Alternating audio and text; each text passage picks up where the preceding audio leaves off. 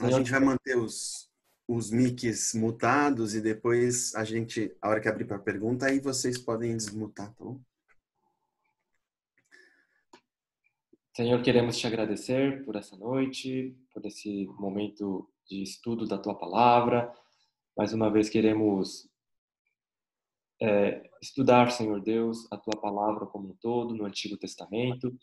Pedimos a tua direção e que o Senhor nos conduza, ó Pai, no correto entendimento da tua palavra. Em nome de Jesus. Amém. Amém. É isso aí. Então vamos continuar com o nosso panorama. Esse é o nosso último, a última parte que a gente vai apresentar, mas é claro que a gente podia passar uma vida falando desse tema, que não teria fim, mas a gente vai fazer ainda mais uma ênfase no olhar dessa história, que é perceber como uma história de um redentor, que é uma ideia que foi se desenvolvendo, né? Uma pergunta que perpassa toda a cultura humana e todos os grupos é de onde nos virá o socorro. Essa ideia de que alguma coisa precisa acontecer, alguém precisa vir, algo precisa se desenrolar na história para que a gente saia dessa situação de condenação que a gente já experimenta. Essa experiência humana que já é dura, já é sofrida, já tem que lidar com a morte, com a injustiça. Então, tem toda a cultura humana essa expectativa. Quem é que vai resolver essa questão? E ao longo do Antigo Testamento, essa ideia se desenrola muito em torno de uma palavra, né? E aí a gente pode traçar a história dessa ideia. Eu acho engraçado falar desse jeito, mas assim, Cristo não é o sobrenome de Jesus. Isso para muita gente causa espanto. Não é? Jesus Cristo. Cristo não é o sobrenome? Não, não é o sobrenome. Essa Cristo é uma palavra grega, né, que significa o ungido. E ungir é uma coisa talvez um pouco distante da nossa realidade. Começa lá na Bíblia, a primeira vez que aparece é Jacó em Betel, sobre aquela pedra na qual ele dormiu e na qual ele viu aquela escada que ia até o céu. Aí ele unge aquela pedra com azeite como um sinal de consagração. Então era um sinal cultural daquele contexto. Ungir para separar, essa palavra separar é a mesma palavra que Deus usa para falar do sábado, que foi um dia separado para ele. Então, ungir vai acabar se tornando sinônimo de consagrar, de tornar sagrado alguma coisa, né? E aí essa palavra ungido no hebraico que vai dar a nossa palavra Messias, Mashiach. Então, Cristo ou Messias, as duas significam a mesma coisa, nenhuma delas é sobrenome de Jesus. A gente vai ver até que não é uma das palavras que Jesus mais usa. Na verdade, ele usa outras para falar de si mesmo, né? Que são mais para ele mais importantes. Mas sacerdotes e tabernáculo eram ungidos como expressão da sua consagração. Tinha todo um óleo de unção foi ordenado por Deus como esse óleo tinha que ser produzido e tal, para ungir os sacerdotes do tabernáculo. E aí, ao longo do tempo, as promessas de Deus vão grudando nessa palavra e personificando tudo que Deus prometia como o ungido. Ele se torna central. E Cristo no Antigo Testamento, a gente tem como identificar, basicamente, de 3 formas. Como promessa, como padrão e como presença. Como promessa, são as promessas de salvação, resgate, renovação, descanso, descendência, rei, sacerdote, o Deus conosco. como padrão, são o que a gente chama de sombras ou tipos de Cristo. São padrões de sacrifício expiatório, por exemplo, a rocha que Moisés feriu, são líderes que são servos. A gente vai vendo esses Cristos aparecendo, ou como presenças. Muitas vezes a gente vê no Antigo Testamento a figura do anjo do Senhor, a própria sarça ardente, o quarto homem na fornalha, algumas presenças estranhas, entre aspas, se você for imaginar de um Deus soberano, um Deus que é maior que todas as coisas, de repente ele está presente ali, a gente consegue associar com a figura do Cristo. Shun, e a primeira figura que a gente vê como uma promessa de salvação é lá no jardim, né? Logo na resolução ali, na expulsão do homem do jardim, já tem uma promessa, né? Exato. De um descendente que iria ferir a serpente. Então, ali já se desenha aí toda a inimizade que teria aí o diabo, o mundo, o pecado contra esse plano de Deus, né? E eu tô aqui com uma das Bíblias do meu filho, né? E aqui essa Bíblia é muito interessante. É o livro de histórias bíblicas de Jesus. Então ele vai ver todas as histórias da Bíblia sobre o prisma de Jesus Cristo. Então cada história ali, como é que Jesus aparece em todas as histórias da Bíblia, em todos os eventos. Eu queria ler só uma primeira página aqui que diz assim, ó, a Bíblia não é um livro de regras ou um livro de heróis. A Bíblia é, em sua maior parte, uma linda história. É uma história de aventuras de um jovem herói que veio de um lugar distante para ganhar de volta o seu tesouro perdido. É a história de amor sobre um príncipe valente que deixou seu palácio, seu trono, tudo para salvar alguém que ele ama. É a mais maravilhosa das histórias que se tornou verdade. Vejam vocês que a melhor coisa sobre essa história é que ela é verdadeira. Existem muitas histórias na Bíblia. Todas elas estão contando uma história ainda maior. A história de como Deus ama os seus filhos e vem salvá-los. Leva a Bíblia inteira para contar essa história. E no meio da história há um bebê. Todas as histórias da Bíblia sussurram o seu nome. Ele é como a peça perdida de um quebra-cabeça, a peça que faz todas as outras se encaixarem e de repente você consegue ver uma bela imagem. E este bebê não é um bebê comum. Esta é a criança da qual tudo dependeria. Esta é a criança que virá um dia, né? Então é interessante a gente ver por esse prisma que a ideia, toda vez que a Bíblia fala de descendente, né, tanto em Gênesis capítulo 3, como a promessa do descendente para Abraão, a descendência de Jacó, a descendência de Davi, toda vez que a gente fala de descendente, na verdade ele está sussurrando a vinda do verdadeiro descendente, que é Jesus Cristo, né, do único unigênito de Deus. Então esse é o ponto aqui interessante. E desde lá, o primeiro momento que o homem peca, já recebe-se, então, a promessa, né? O primeiro evangelho, que é chamado de proto-evangelho aqui. E é engraçado, né, Shun, como Jesus gostava de se referir a si mesmo como filho do homem. Ele gostava dessa expressão. É um hebraísmo, né, para ser humano. Ele é um ser humano, um filho de homem, que é 100% homem, né? Então ele está se associando muito a essa filho de Adão. É isso basicamente o que ele está sinalizando aí.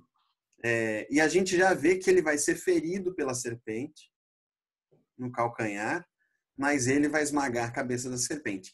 Então, a gente tem uma ideia, para a gente que já conhece o Evangelho, a gente já consegue enxergar aí muita informação, mas é claro que isso, ao longo da história, para quem ainda não tinha a revelação de Jesus, isso aí ainda não conta toda a história, né? Ainda não dá para entender tudo a partir daí. E aí, depois disso, a gente consegue ver Abraão com muitas semelhanças, muitos tipos aí de Jesus. A gente tem uma voz que chama ele para o deserto, mas que chama a obediência. A gente tem uma voz que abençoa ele, abençoa para que ele se torne bênção para todas as nações. A gente tem um Deus que faz um pacto com Abraão e bota o seu sangue em jogo. A gente tem uma visita do anjo do Senhor, uma visita da Trindade para Abraão. A gente tem um diálogo de Deus com Abraão que requer fé, requer que ele caminhe pelo que não se vê. Tem um episódio de um sacrifício substitutivo aí, muito importante. Tem uma promessa de descanso numa terra prometida. E um encontro com um sacerdote de uma origem desconhecida, Melquisedeque, que não tem ascendência, a gente não sabe de onde ele veio nem para onde ele foi, só que ele era o rei de Salém. Então tem muitas construções aí do sagrado, do ungido, na história de Abraão. Chum. Olha só como a Bíblia infantil aqui coloca a história do sacrifício de Isaac, né? Um dia alguém nasceria na sua família. Deus os prometeu. Ele traria alegria para o mundo inteiro. Muitos anos depois, um outro filho subiria outra montanha, carregando madeira em suas costas, como Isaac. Ele confiaria em seu pai e faria o que o pai pedisse. Ele não lutaria ou sairia correndo. Quem é ele? O Filho de Deus, seu único filho, o filho que ele amava, o Cordeiro de Deus. Né? Isso na história de Abraão, concluindo aqui essa parte. Maravilhoso. Cada história, cada momento da Bíblia, cada aspecto da Bíblia, ele vai conduzindo para esse momento mais climático da Bíblia, que é num bebê, que é em Jesus Cristo ali na cruz. Então, cada aspecto da vida dos patriarcas, a Bíblia não é, de fato, um livro de heróis, né? Pelo contrário, ela mostra pessoas com todos os defeitos que necessitam de um Salvador. Então, é nesse aspecto que a fé das pessoas do Antigo Testamento estavam nesse descendente que viria um dia. Boa. Do aspecto da parte da serpente, uma coisa interessante da gente pensar também é que imagina que a serpente, Satanás, não sabia quem era esse filho de mulher que ia esmagar sua cabeça. Então, toda criança, todo menino, todo filho de mulher era uma possível ameaça. Desde Jó até Isaac, quem será que é esse filho de mulher que vai esmagar minha cabeça? Imagine que você não sabe quem é, então todo mundo se torna uma possível ameaça. Uma outra história interessante, que é ali de um descendente de Abraão, é de um irmão traído, que se torna maior que todos os outros, se torna governante, se torna fonte de segurança, de alimento, de abrigo, e a prova de que Deus transforma a maldição em bênção, que é José, que a gente consegue identificar ali como uma personagem importante para os descendentes de Abraão irem todos para o Egito, né? Mas é esse irmão que foi traído por todos os seus outros irmãos, um dos 12. Então é muito significativo também.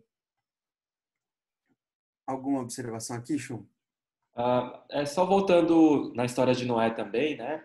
O sacrifício que é feito ali e a aliança que Deus faz com Noé é simbolizado pelo arco, e o arco armado e apontado para cima, né? Então, a maldição cairia sobre Jesus. Então, quando você vê a humanidade que foi condenada pelas águas e foi julgada por Deus, a promessa de Deus que não mais julgaria a terra dessa forma, agora recairia no Filho, né? Então, na cruz, a maldição que a humanidade deveria receber talvez de uma outra forma, né? Mas Jesus Cristo recebe toda a maldição, a punição pelos pecados da humanidade, e esse é o motivo de nós não sermos consumidos. E faltou aqui as imagens. Mas a gente tem agora um líder libertador. A gente tem um bebê, mais uma vez, que é ameaçado de morte na infância, pelo próprio faraó, aqui no caso, né? E que conduz para fora da escravidão um povo pelo batismo do mar. Ele tem contato com Deus, ele é como um mediador, e ele dá instruções de cima de um monte sobre a vontade de Deus, muito parecido com o que a gente vai ver em Jesus, né? E ele está disposto a dar sua vida pelo povo. Certa vez Deus fala que assim, eu vou abandonar esse povo. E Moisés fala, olha, Senhor, tira a minha vida do livro da vida, tira o meu nome do livro da vida, mas não abandona esse povo. Então, tudo isso configura em Moisés essa figura que é um tipo de Cristo, né? Depois o livro de Hebreus vai mostrar para a gente como Cristo é superior a Moisés, mas olha como já vai se configurando. Em Deuteronômio, depois é dito que Deus mandaria um outro líder como Moisés, superior a ele. Então, isso gera em toda a história do Antigo Testamento essa expectativa por um outro Moisés ainda maior que este. Ainda lendo aqui na Bíblia infantil aqui, ele coloca assim, né? Então, naquela mesma noite, Moisés e o povo de Deus saíram do Egito e livraram-se da escravidão. Eles estavam finalmente livres. O povo de Deus sempre lembraria da grande salvação e a chamaria Páscoa. Mas uma salvação ainda maior estava por vir. Muitos anos depois, Deus faria isso novamente. Ele viria mais uma vez para salvar o seu povo, mas desta vez Deus viria para deixá-los livres para sempre e sempre. Jesus Cristo é o Cordeiro Pascal. Ele é o significado da Páscoa, né? Então, quando o povo é libertado do Egito, quando o povo é liderado por essa figura de líder que é Moisés, como o Gui colocou ali, tudo isso estava apontando já para Jesus Cristo, para o Messias. É isso aí. Eu estava tentando corrigir aqui a nossa apresentação, mas deu um errinho aqui. O passo seguinte é uma presença. É uma presença ungida que quer nos encontrar, armada no meio do povo, com peles, ofertas substitutivas, consagrado com óleo e sangue, comunhão, celebração, mediadores e uma maneira de viver. Esse é o tabernáculo. Falhou aqui nossas imagens, mas é o tabernáculo que é instalado ali no meio do acampamento do povo. Imagine que o povo está todo acampado e no centro daquilo ali é erguido esse tabernáculo com peles mesmo, e ele é todo ungido. Eu tenho uma tradução aqui do Levítico, que é do André Churraqui, que é um hebraísta, que ele, algumas palavras, em vez de traduzir, ele translitera. O que isso quer dizer? Que ele só pega como Cristo, por exemplo, não é uma tradução, uma transliteração, né, do grego mesmo. Então, aqui ele descrevendo o Levítico, quando ele fala que o óleo era usado para ungir, ele fala que era para messiar. Ele usa como se fosse um verbo mesmo. Então, tal coisa foi messiada. Então, veio o sacerdote e foi messiado. O óleo da messianidade. Ele não fala o óleo da unção, ele fala o óleo da messianidade, para a gente entender como a palavra Machia, estava toda presente no Levítico, como uma inscrição no imaginário das pessoas de, puxa vida, aquele lugar, por mais que ninguém entrasse ali, só os sacerdotes e o sumo sacerdote, todo mundo sabia que aquele lugar todo era ungido, ou seja, era messiânico. Todo aquele lugar tinha a consagração de Deus. Então, é como se fosse uma barraca de peles messiânica, toda ungida. E o próprio sacerdote era messiânico no sentido de que ele era ungido para ser consagrado para Deus. Além dos sacrifícios que eram feitos no tabernáculo também, no livro de Levíticos você tem diversas leis de como, quando alguém era acometido de lepra, aquela doença horrível, e depois ele ficava de quarentena, e aí quando ele fosse curado, ele deveria se apresentar ao sacerdote para ter aquele aval de que ele estava puro e que ele poderia voltar para sua família, voltar para sua vida, para o seu trabalho e tudo mais. E quando Salomão dedica o templo também, ele fala, olha, quando o povo que estiver doente, o povo que estiver acometido de fome na terra, se orar voltado para este templo, né? Ouve tudo os céus e cura, e sara a terra. Então, o tabernáculo era o lugar para onde as pessoas iam para buscar cura, era ali que havia a resposta para as orações, era ali que o perdão dos pecados acontecia. E quando Jesus estava ali no seu ministério terreno, o templo já estava todo corrompido. Não havia cura, não havia perdão dos pecados, as prostitutas, os publicanos não podiam nem chegar perto ali, porque eles eram pecadores demais e não podiam chegar perto ali. E onde que estava acontecendo a cura e o perdão dos pecados, né? Vai, não peques mais, né? Os seus pecados estão perdoados. E ele curando cegos, leprosos. Então tudo isso é muito significativo, porque Jesus, ele, na sua pessoa, centraliza as funções que o templo e o tabernáculo deveriam ocupar, né? Que era de conectar com Deus, que era de perdoar os pecados, que é trazer a cura para as pessoas. Depois disso, algumas referências aqui surgem em Josué, Juízes, Ruth, como uma presença que às vezes a gente vê no meio de uma guerra. É muito interessante Juízes, como começa com a fala de um anjo do Senhor dizendo que não ia expulsar os inimigos por causa da infidelidade do povo. Então, à medida que o povo era fiel a Deus, o povo experimentava vitória.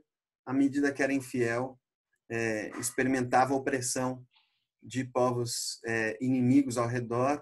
Mas a gente vê ao mesmo tempo um Deus que levanta fiéis entre os estrangeiros, que suscita juízes para liderar e redentores para que o pobre seja salvo. Então, a história de redentor fica muito clara mais no livro de Ruth. Mas a gente também tem esse Deus que está disposto a abraçar Raabe, por exemplo, e a sua família, e integrá-la à comunidade do povo. Então, é um Deus que não é um Deus nacionalista, é um Deus que tem um interesse maior do que uma única nação. O Messias é para todos os povos, né? E o templo deveria ser também o lugar para todos os povos, né? É a casa de oração para todos os povos, todas as nações. Na dedicação que Salomão faz do templo, ele coloca, quando o estrangeiro de longe vier te procurar neste lugar. Quando o povo saiu lá do Egito também, uma grande multidão de pessoas de todas as nações o seguiram quando viram os grandes feitos de Deus com as 10 pragas. Então, o Israel ali no primeiro momento não era tão etnicamente tão puro assim, né? A questão era a fé deles mesmo. A Eloir pergunta, né? Podemos dizer que o tabernáculo é Deus entre nós, enquanto Jesus é Deus conosco? Eloir, eu diria que podemos ir até além disso, né? Deus, de fato, ele tem ali a sua presença no tabernáculo e ali havia cura, transformação e perdão dos pecados. Então, quando Jesus vem, ele ocupa esse espaço e quando Jesus ele é assunto aos céus, ele vai enviar o Espírito Santo. E o Espírito Santo, no momento que habita o coração dos crentes, ele passa a transformar cada crente no templo. Então, eu e vocês, que temos agora a unção, nós somos messiânicos nesse sentido. Então, 1 João, capítulo 2, fala que nós somos ungidos, nós temos a unção, né? E essa unção é a unção messiânica, é a presença do Espírito Santo no crente. Então, o que isso significa? Jesus fala assim para Pedro: Pedro, se tudo que você amarrar na terra vai ser amarrado no céu, e o que desatar na terra vai ser desatado no céu. O que significa isso, né? Significa que se o crente que tem a presença de Deus, ele é ungido, ele é messiânico, ele prega, a possibilidade que se abre é que o perdão dos pecados pode acontecer ali, né?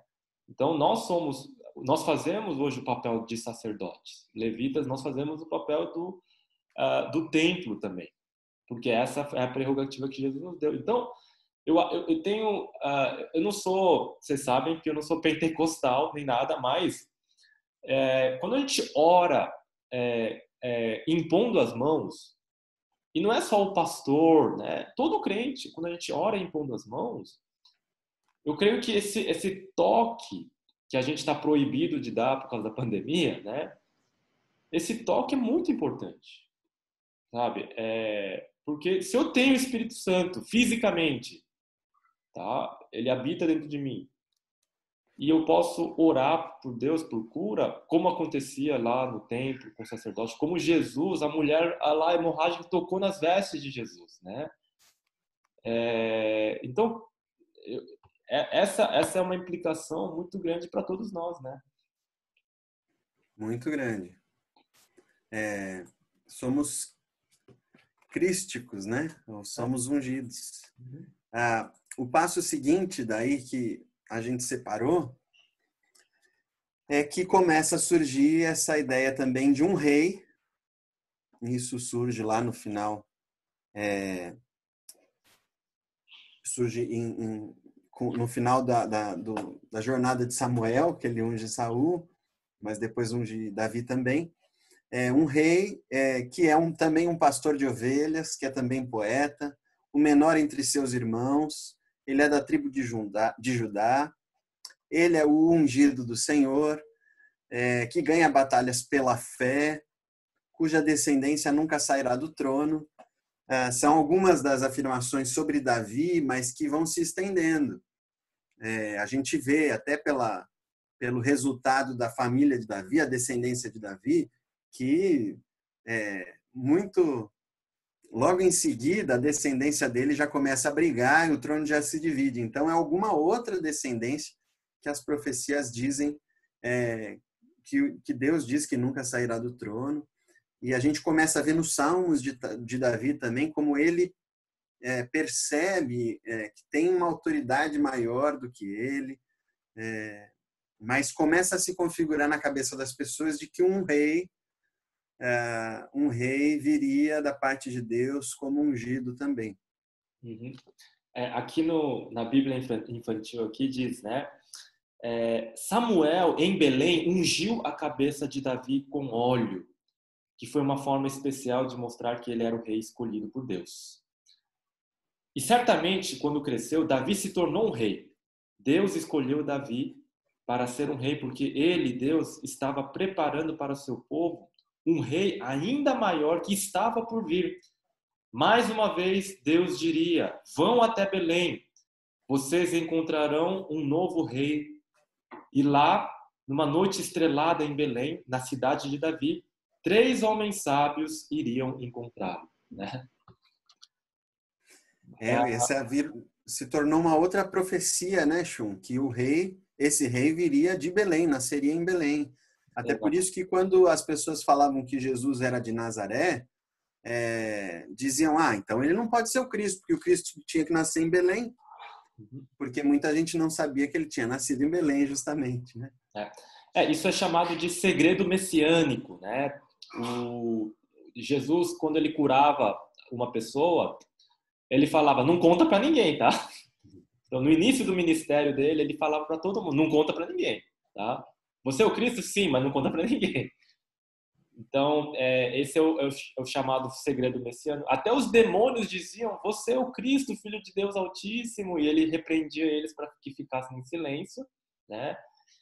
E até mesmo esse título, por que Jesus de Nazaré? Porque ele morava em Nazaré, né?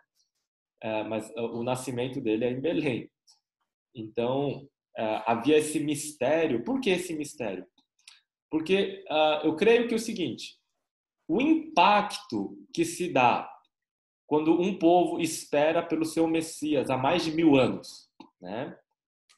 E eles falam assim, tem um cara aí que tem todas as características de ser o Messias. Ele nasceu em Belém, ele está dizendo que é o Cristo, ele está curando cegos, que nunca tinha acontecido tal. O ministério de Jesus ia durar algumas semanas, porque logo, logo eles iam querer. Mas o que Jesus precisava de tempo? Ele precisava desse tempo de 3 anos justamente para treinar os seus discípulos, para discipulá-los propriamente. Então, ele mantinha esse segredo para esse plano dele, né, de deixar a sua igreja, deixar os apóstolos, né, os 12, tem a ligação com as 12 tribos. Então, tudo isso era parte desse segredo messiânico. Até eu lembro também quando João Batista mandou seus discípulos, né, irem perguntar para Jesus, é você aquele que haveria de vir ou a gente espera por outro? Então, toda essa expectativa tinha que ser checada, né? Olhar as profecias, será que ele fez isso? Será que é aquilo? Então, você vê como é construído isso no imaginário das pessoas. E aqui eu botei dei algumas pinceladas assim de profecias que aparecem depois de Davi, nos profetas maiores e menores, muitas profecias que apontam para coisas que Jesus cumpriu. Então, a gente vê nos profetas um servo sofredor, que é uma característica que as pessoas resistiam em aceitar a respeito de Jesus. Era melhor pensar que o Cristo fosse um guerreiro. Um servo sofredor rejeitado, humilde, que não ergue a voz, condenado e torturado, entra na cidade num jumento, isso tudo já estava profetizado, sepultado com os ricos, não ficará no mundo dos mortos, não sofrerá decomposição, anunciará paz e reinará para sempre, dominando até os confins da terra. Então, são algumas das profecias que estão espalhadas por todos os profetas sobre esse Filho do homem, esse ungido que viria nos redimir. Os Salmos também tem muita, mas muita referência a Jesus, né? O fato dele nenhum osso do corpo dele ter sido quebrado, é mencionado no Salmo 22. O fato dele ser enterrado junto com os ricos, né? Então, ele foi enterrado ali no túmulo de José de Arimateia. Ele vai ter inúmeras referências ali. Então, existem muitos estudos, né, de teólogos aí que a vida inteira estudam esse aspecto. E um livro em particular chama A Revelação Messiânica no Antigo Testamento. Ele tem cerca de 700 páginas, é um calhamaço, e detalhando cada uma dessas milhares de referências que na Bíblia, no Antigo Testamento, você tem de Jesus Cristo, né? Então, os Salmos. Aí, quando a gente chega nos profetas, o livro de Isaías, no capítulo 53, ele fala de uma forma tão clara para nós, mas olha só, o judeu ele não enxerga isso como o Messias, né? Ele acha que nesse texto o profeta ele está falando de outra pessoa e não do Messias, né? Ele às vezes alguns interpretam como os judeus, né? Os judeus mesmo eles interpretam como o próprio povo judeu sofrendo com a Babilônia, sofrendo com os nazistas e aquela coisa toda, né? Eles são os sofredores que não abrem a boca e são, né? Mas Porque juntar essas duas ideias, né, Chum, para é, o povo escolhido, para quem se sente muito especial, uh-huh, você falar que o enviado do Senhor é justamente aquele que sofre, que é aquele que é torturado e que morre, e isso é um paradoxo difícil de articular, que a gente vê na cruz de forma perfeita, né? exato. E porque eles sempre e continuam esperando um Messias guerreiro, um Messias conquistador, um Messias que vai julgar o mundo, né? E esse Jesus virá na segunda vinda, né? Então, e aí a gente nos profetas nós vemos então esse preparativo para tudo isso. E aí a gente tem, depois dessas profecias, os 400 anos até Jesus chegar. Então você imagine como foi o desenvolvimento dessa ideia, como é que ao redor dessa noção do Cristo, do Messias, foi sendo aglutinado essas profecias, essas características, ou rejeitado, como o pastor Chu falou, não, o servo sofredor não é o Messias é outro, outro, o Messias é um rei. Então, como essas características são aglutinadas ao redor dessa figura, e que para a gente Jesus é a perfeita revelação dessa figura, desse Redentor que recupera em nós o propósito que Deus tinha para a humanidade. Aqui no livro quando ele fala do profeta Jonas, né, ele termina da seguinte maneira: muitos anos mais tarde, Deus iria enviar outro mensageiro com a mesma mensagem maravilhosa. Como Jonas, ele ficaria 3 dias em uma escuridão absoluta.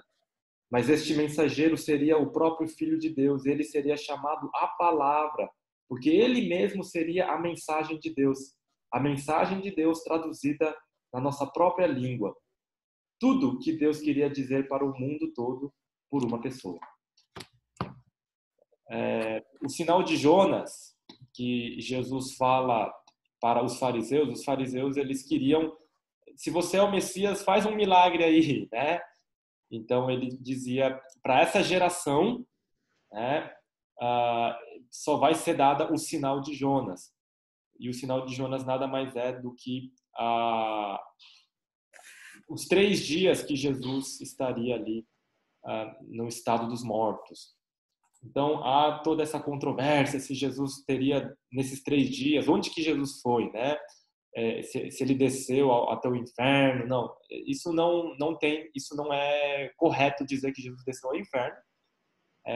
Muito mais, a ideia lá é que Jesus esteve nesse estado de separação, né? No estado dos mortos, nesse estado de separação, não necessariamente no inferno, tá? Então, isso não quer dizer inferno. Então, na conclusão aqui desse nosso ponto sobre o Antigo Testamento, às vezes as pessoas acham ler o Antigo Testamento muito maçante, né? É um mundo muito distante do nosso, ele tem tantas coisas, tantas leis, tantas histórias que parecem tão absurdas, mas em cada momento desse a gente tem que entender como Deus quer revelar Jesus Cristo ali.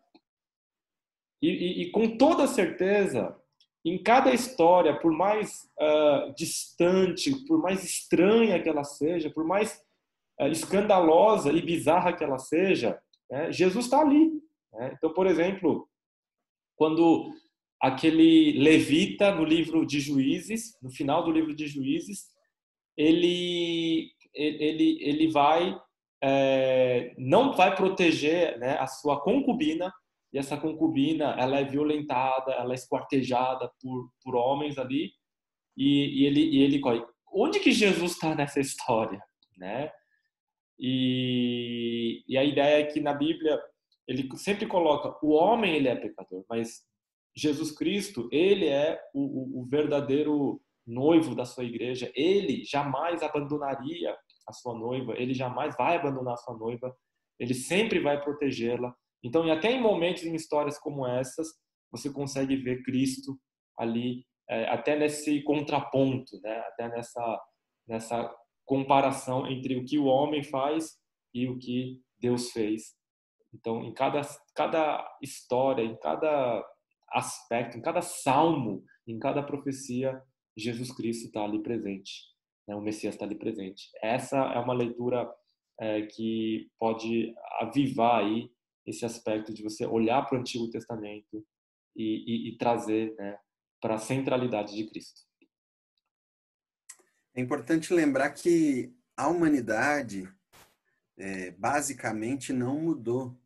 Por mais que o contexto seja muito distante e a gente tenha muitas evoluções tecnológicas e o nosso jeito de viver pareça muito diferente, se a gente fizer um pequeno esforço para entender o contexto histórico de cada livro aqui, a gente vai ver como a gente é parecido e como os nossos problemas são parecidos com os problemas que todas essas personagens viveram. E a gente vai perceber nessa narrativa toda essa brutalidade do humano que pede por uma redenção, ao mesmo tempo, alguns atos pontuais que Deus inspira, que revelam como o Messias deveria ser e que vão formando essa ideia que em Jesus fica tão clara, tão evidente do que Deus planejou para que o homem fosse, né? Então, eu espero que todo mundo tenha uma Bíblia com uma introdução de cada livro, ou que você possa pesquisar no Google, assim que você for ler, vou ler Joel.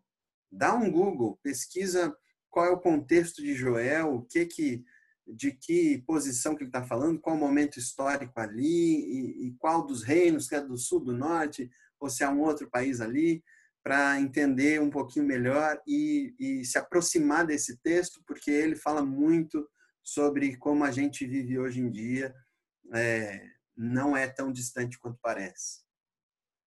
Isso aí. Vamos abrir para perguntas, interações, né?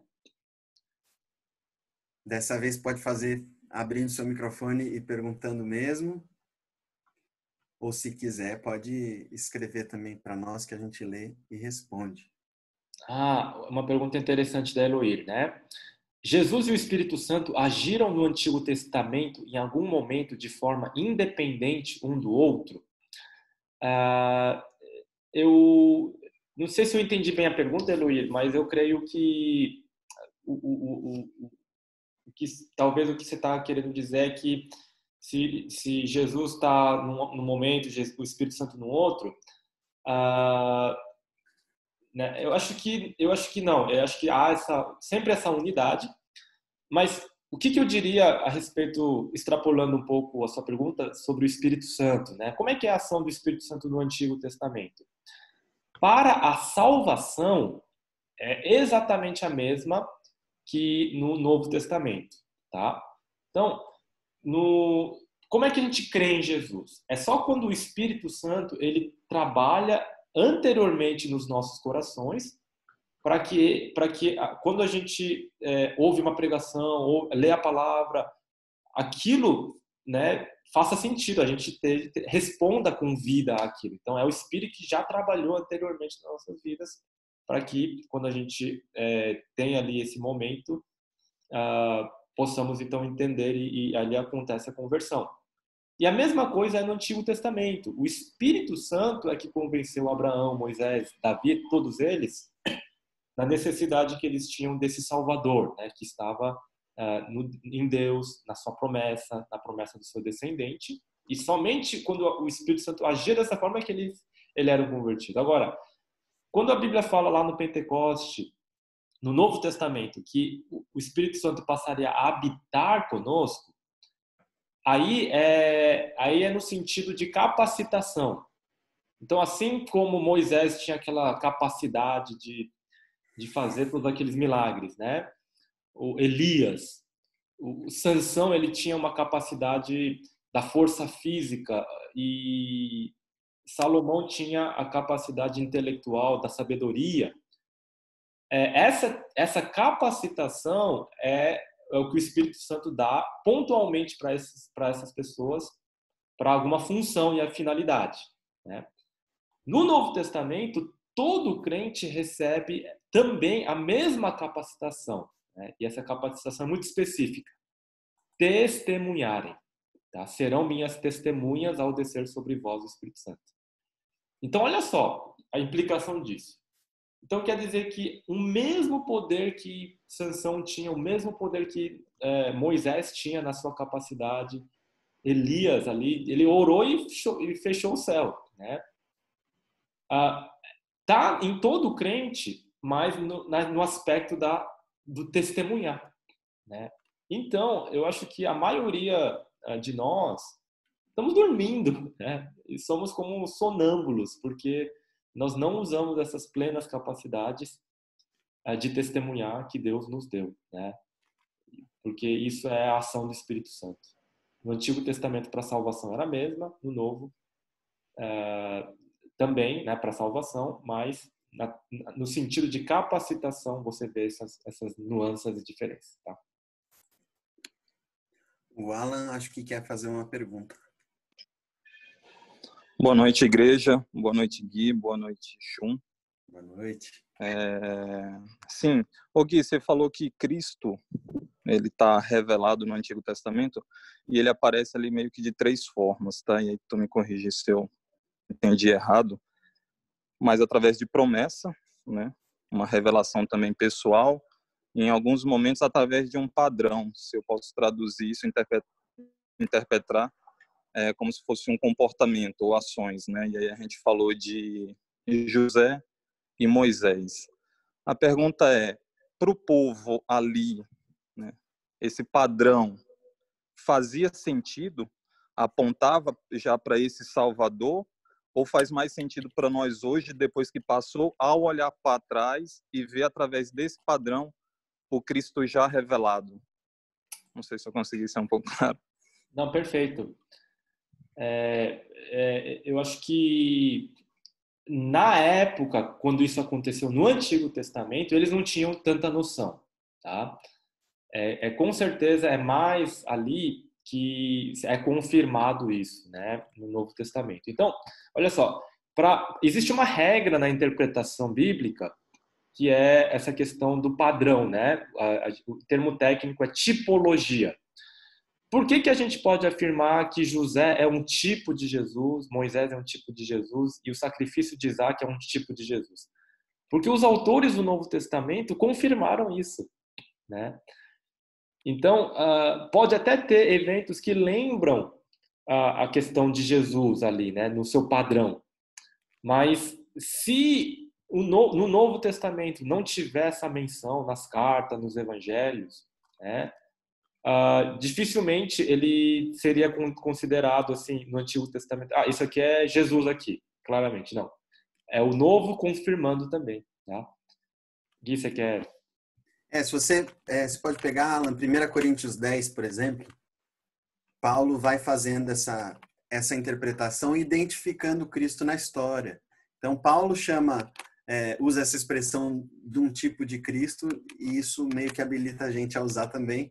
Então, aqui em 1 Coríntios 10, por exemplo, ele fala que todos bebiam de uma pedra espiritual que os seguia, e a pedra era Cristo.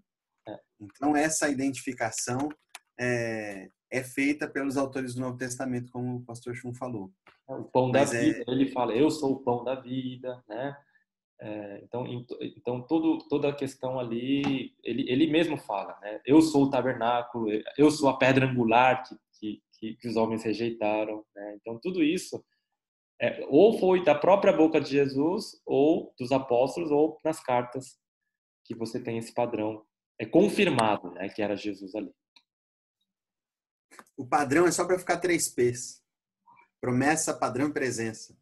Mas é tipologia, na verdade é tipo. Só para completar, na verdade, mais um questionamento, tá? vamos falar na questão do padrão de novo aqui. Eu entendo que se o padrão ali naquele momento inserido, se ele vem acompanhado da promessa, dá a entender, pelo menos na minha visão hoje, que seria mais fácil enxergar o padrão de Cristo ali, porque a promessa está do lado, né? Ou seja, vai acontecer isso lá na frente, o que José está fazendo virá lá na frente, o Filho de Deus que vai fazer isso pelo seu povo, né? Estaria as duas coisas uma ao lado da outra. Como que hoje eu posso, se isso é verdade, né? Ou se isso faz algum sentido, das duas revelações caminhando junto e dando força para a questão do padrão, como que hoje isso fica à frente de afirmações que geralmente a gente faz, do tipo, pregue, se possível, fale. Ou seja, apenas testemunhe, né? Tipo, é como se fosse pelo teu padrão, né? Pelo teu comportamento, você consegue falar de Cristo sem ter a questão da promessa, por assim dizer. Dá para fazer esse tipo de associação ou é totalmente diferente? Não, acho que é diferente, Alan. Então, a questão muitas vezes a promessa não era tão clara assim como para nós porque quando a Bíblia foi escrita lá, primeiro o autor foi Moisés, né? Então, todos aqueles lá, Abraão, Jacó, Isaac, José, eles ouviam oralmente, pela tradição mesmo, né? E mais tarde também, a maioria do povo não tinha uma cópia da Bíblia. Então, eles eram praticamente iletrados nesse aspecto todo. Então, era aquela questão da identidade. Então, é uma série de questões, mas sem a ação do Espírito Santo, né, revelando a necessidade desse Salvador, aplicando para essa questão da promessa e dos tipos ali, ninguém teria a salvação se não fosse essa ação sobrenatural, tá? Agora, da mesma forma, essa ideia, essa frase, né, que ficou muito famosa, se possível, pregue, se possível, use palavras, ela teria sido dita por Francisco de Assis, né, que, assim, ele não tem a melhor teologia, vamos dizer assim, né? Ele com certeza foi um exemplo, foi ali uma pessoa, um cristão muito fiel a Deus, mas eu acho que o testemunho nos habilita para falar. Ele nos dá nos dá o direito de falar, né? Mas sem falar, sem verbalizar, sem pregar, sem o verbo se fez carne, Jesus, né? Ele é a palavra.